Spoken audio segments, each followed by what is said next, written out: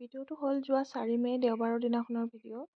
Already বহুতেই জানিছেই যে সেইদিনাখনি আকস্মিকভাৱে মোক এটি সাপে কুটিছিলে, কিন্তু সাপটো কি চিনাক্ত কৰিব পৰা নগ'ল।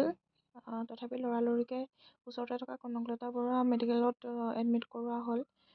তাৰপিছত গৈ পোৱাত ইনজেকশ্যন আৰু ব্লাড চেম্পল লৈ গ'ল টেষ্টৰ কাৰণে। তাৰপিছত যিহেতু ঘটনাটো ৰাতি হৈছিলে, সেইকাৰণে ৰাতি তাতে থাকিব লগা হ'ল। আজি আকৌ থাকিব লাগিব বুলি কৈছে।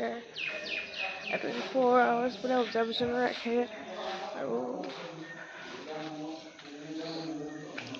ব্লাড আৰু নিবলৈ আছে আৰু টেষ্ট কৰিব, ৰিপৰ্ট দিব, তাৰপিছত পঠাব। চাওঁ এতিয়া কি হয়। ৰাতিটো যিহেতু খোৱা নাছিলোঁ, সেইটো কাৰণে মাতটো একেবাৰে অৱস্থা নাছিল। আৰু এয়া ৰাতিপুৱা ক্লিপ আছিলে এইটো।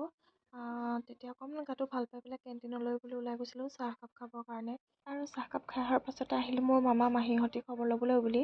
মোৰ সম্পৰ্কীয় মানুহখিনিৰ লগতে আপোনালোক যিসকলে মোক ইমানবোৰ ব্লেছিংছ দিলে, আপোনালোকৰ ওচৰত মই চিৰকৃতজ্ঞ। আপোনালোকৰ আশীৰ্বাদত মই বৰ্তমান সুস্থ। আৰু মানুহে সঁচাকৈ কেতিয়াও নাজানে কাৰ কেতিয়া কেনেকৈ কি হৈ যায়।